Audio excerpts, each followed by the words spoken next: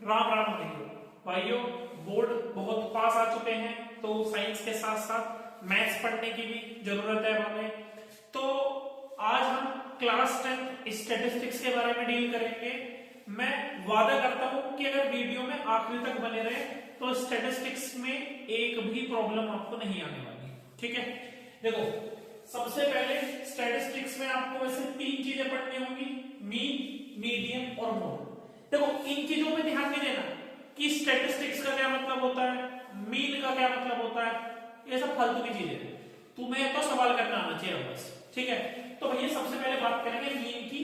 और मीन निकालने के तीन तरीके हैं हमारे पास। मीन निकालने के हमारे पास क्या है, तीन तरीके। कौन कौन से सर? मीन निकालने का पहला तरीका है बेटा डायरेक्ट मेथड।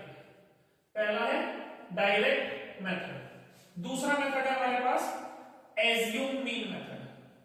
दूसरा मेथड है एज्यूम मीन मेथड। और बेटा तीसरा और आखिरी स्टेप डेविएशन मेथड। तीसरा मेथड कौन सा है सर? Step deviation method. ठीक है, सबसे पहले एक बार तीनों के फॉर्मूले लिख देता हूं, फिर एक एक करके तीनों को समझेंगे। देखो डायरेक्ट मेथड से अगर आप लोग मीन निकालना चाहते हो तो मीन को डिनोट करते हैं एक्स बार से। कैसे लिखेगा? F I into X I. F I क्या होता है, एक्स आई क्या होता है, सब अभी हम आपको बताएंगे। F I into X I, और बेटा इस साइन का मतलब होता है summation, means sum of all. ठीक, डिवाइडेड बाय समीशन एफ। अभी जब direct method, assume mean method में हम लोग क्या करते हैं, एक टर्म को एज्यूम कर लेते हैं। कैसे करते हैं वो सब हम बताएंगे आपको। वहां पर जब आप मीन निकालोगे तो फॉर्मूला क्या होगा, जो टर्म आप एज्यूम करोगे वो लिखनी पड़ती है, ए प्लस बाकी सब ऐसे ही, summation F I D I upon summation F. देखो इसमें एक्स आई निकालते हैं, उसमें एक और एक्स्ट्रा चीज निकलती है डी आई। और स्टेप डेविएशन मेथड से अगर आप मीन निकालना चाहते हैं तो फॉर्मूला है बेटा एज्यूम, उसमें भी करनी पड़ेगी term A plus summation F I you I upon summation F I into H. H का मतलब क्या होगा वो भी हम आपको बता देंगे, हाइट ऑफ इंटरवल। यहां पर डी आई निकालोगे तो यहां पर एक और एक्स्ट्रा चीज निकालनी पड़ेगी हमको यू आई। तीनों मेथड एक एक करके आपको समझाते हैं। सबसे पहले बात करेंगे किसकी सर? सबसे पहले हमें बता दीजिए आप डायरेक्ट मेथड से मीन कैसे निकालना है। देखो फॉर्मूला आपके सामने अभी मैंने लिखा ही था तीनों का, तीनों को एक एक करके हम डिस्कस करेंगे। सबसे पहले अगर मैं बात करूं कि हमारे पास डायरेक्ट मेथड से मीन कैसे निकालना होगा। देखो बेटा आपको एक डाटा गिवन दिया होगा, आपको एक डाटा गिवन दिया होगा, जैसे कि मैं लिख देता हूं मार्क्स ऑब्टेन। कुछ बच्चों के नंबर आए हैं वो हम लिख देते हैं कि ऐसे कितने बच्चे हैं जिनके 0 से 10 के बीच में मार्क्स हैं, 10 से 20 के, 20 से 30 के, 30 से 40 के और 40 से 50 के बीच में। ठीक है, पेपर जो था 50 नंबर का था, 100 का था। ठीक है, तो ये है मार्क्स ऑब्टेन। और इधर मैंने लिख दिया नंबर ऑफ स्टूडेंट्स कि ऐसे कितने बच्चे हैं जिनके 0 से 10 के बीच में आए थे मार्क्स। तो ऐसे सर जी 2 बच्चे थे, 10 से 20 वाले 3, यहां 6 ले लेते हैं, 4 और ये 5। ठीक है, ये डाटा आपको गिवन होगा। ठीक, ये जो ये इंटरवल दे रखा है आपको 0 से 10, 10 से 20, 20 से 30, इसको मैं लिख देता हूं बेटा C I, means class interval. Class interval. और ऐसे कितने बच्चे हैं जिनके 0 से 10 के बीच में मार्क्स आए? 2। ये उनकी होती है बेटा फ्रीक्वेंसी। ये क्या है उनकी फ्रीक्वेंसी, जिसको हम लिख रहे हैं एफ आई। ठीक है, अब सबसे पहले निकालना क्या है सर? जो डायरेक्ट मेथड से जब हम मीन निकालते हैं तो आपको बेटा सबसे पहले निकालना होता है एक्स आई। सबसे पहले क्या निकालना होता है? एक्स आई। एक्स आई कैसे निकालते हैं सबसे पहले हमें यही समझना है। देखो एक्स आई निकालने का सिंपल सा तरीका है, वैसे कोई फॉर्मूला पढ़ने की जरूरत नहीं, हम आपको आसान तरीका बता देंगे, पर फिर भी फॉर्मूला क्या कहता है, lower limit plus upper limit divided by 2।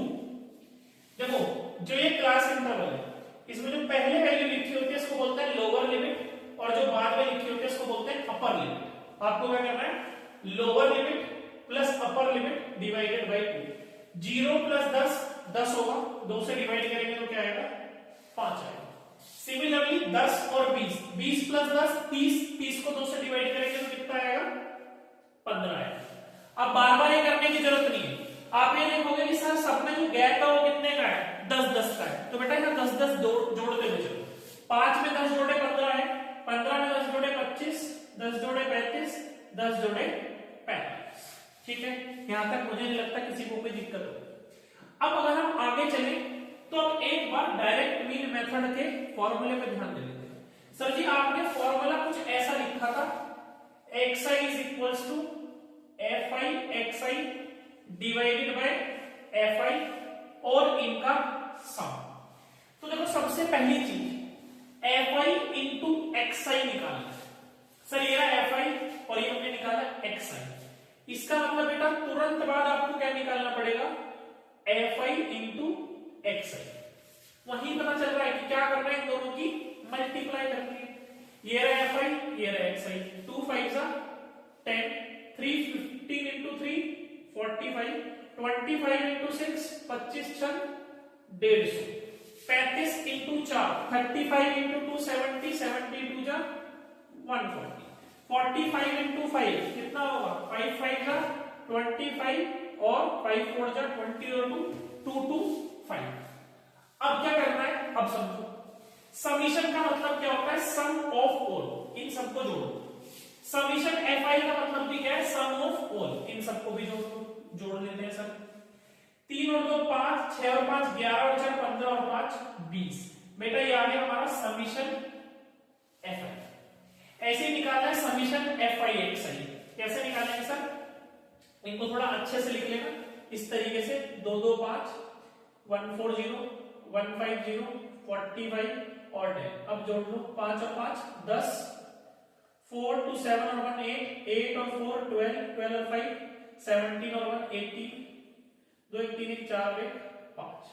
ठीक है बेटा, कैलकुलेशन एक बार आप लोग चेक कर लेना। ठीक है, मेरा गणित में थोड़ा हाथ तंग है। देखो अब क्या करना है आपको, समीशन fi xi दिया गया, सबका सम कितना आया, 580 आया। यहां पे पुट कर दो, इसको 20 से डिवाइड कर दो, 0 से 0 गया, 2 से 29, कितना आ गया, मीन आ गया सर हमारा 29। देखो जब मैंने डायरेक्ट मेथड से मीन निकाला तो कोई दिक्कत नहीं हुई, हालांकि थोड़ी सी कैलकुलेशन आपको जरूर करनी पड़ी, आसानी से हमारा मीन आ गया 29। अब मैं सेम क्वेश्चन लूंगा पर मेथड दूसरा यूज करूंगा, एज्यूम मीन मेथड। देखो आंसर सेम ही आने वाला है, एज्यूम मीन मेथड से भी और स्टेप डेविएशन मेथड से भी। बस ये मान के चलना कि एज्यूम मीन से कैलकुलेशन थोड़ी आसान होगी और स्टेप डेविएशन से और ज्यादा आसान रहेगी। ठीक है, आओ अब दूसरे मेथड की तरफ चलते हैं। किसी को स्क्रीनशॉट लेना हो तो वो ले सकता है, हालांकि आपको बस यहाँ पर कंसेप्ट पे वर्क करना है, कंसेप्ट समझना है, कुछ भी नहीं है। ठीक है, देखो अब अगर मैं सेम ही सवाल है, बस मेथड कौन सा है इस बार एज्यूम मीन मेथड है। एज्यूम मीन मेथड, देखो बेटा एज्यूम मीन मेथड में आपको एक एक्स्ट्रा चीज निकालनी पड़ती है। क्या फॉर्मूला देखो सबसे पहले, a plus summation fi di upon summation f। ठीक है, यहां पर सबसे पहले a क्या होता है, a होता है बेटा हमें एक टर्म क्या करनी पड़ती है, एज्यूम करनी पड़ती है। सर किसमें से करते हैं एज्यूम, तो बेटा xi में से। ठीक है, xi आपका क्लास मार्क होता है, ये जो आपने xi निकाला है इसमें से एक टर्म को एज्यूम कर लो। देखो आप कोई सी भी टर्म इसमें से एज्यूम कर सकते हो। ठीक है, पर अगर आप कैलकुलेशन को आसान करना चाहते हो तो कोशिश करना मिडिल टर्म को ही आप क्या करो, एज्यूम करो। तो यहाँ पे 5 टर्म है, मिडिल कौन सी होगी, तीसरी। इस टर्म को मैंने एज्यूम कर लिया, आप इस तरीके से लिख देना कि भैया ये टर्म हमने एज्यूम करी है, हमारी a की वैल्यू होगी। बेटा देखो इसमें fi xi नहीं निकाला, इसमें fi di निकाला। सर di तो यहाँ कहीं है नहीं, तो हम di निकालेंगे। ठीक है, तो सबसे पहले हम इसमें क्या निकालेंगे बेटा, DI निकाल लेंगे।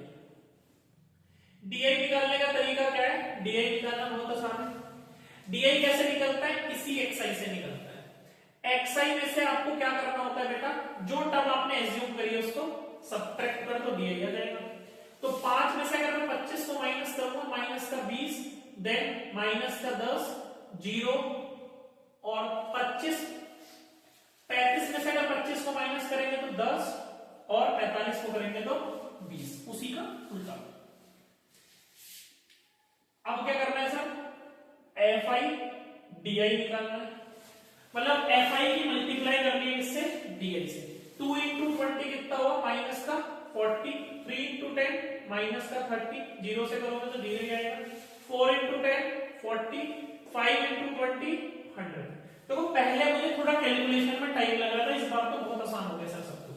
अब बेटा हमें निकालना होगा इसका समीशन। इसका समीशन कैसे निकालेंगे, देखो प्लस वालों को अलग ऐड कर लिया करो 140, माइनस वालों को अलग ऐड कर लिया करो माइनस का 70।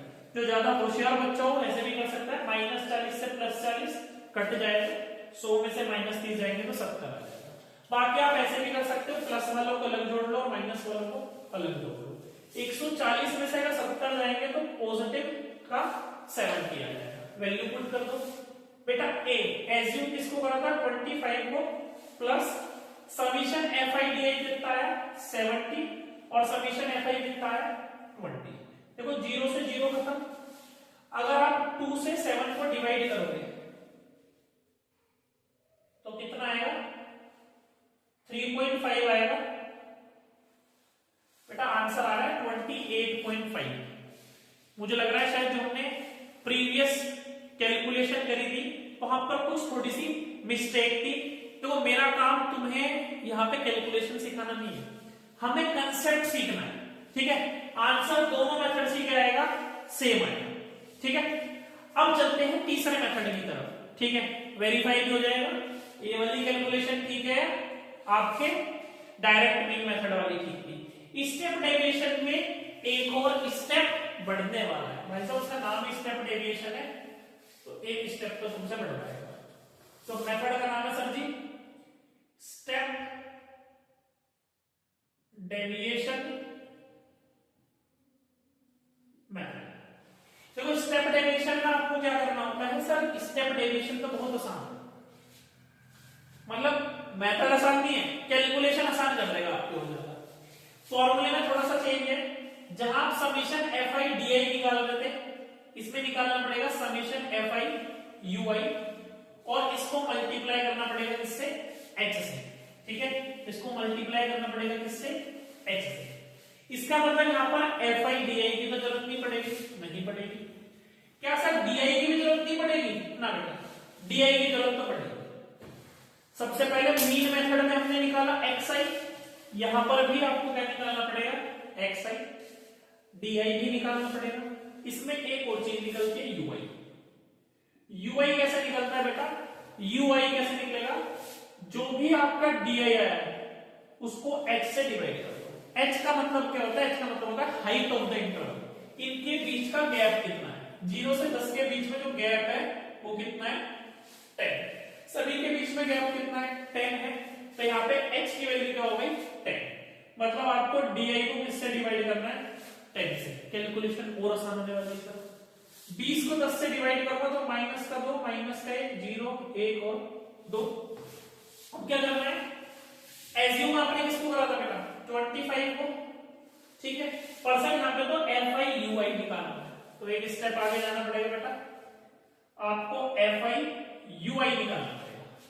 ये रहा F और ये रहा U, 2 2 जा -4, 3 1 जा -3, 0, 4 1 जा 4 और 5 2 जा 10, 10 और 4 14, 4 और 3 माइनस का 7।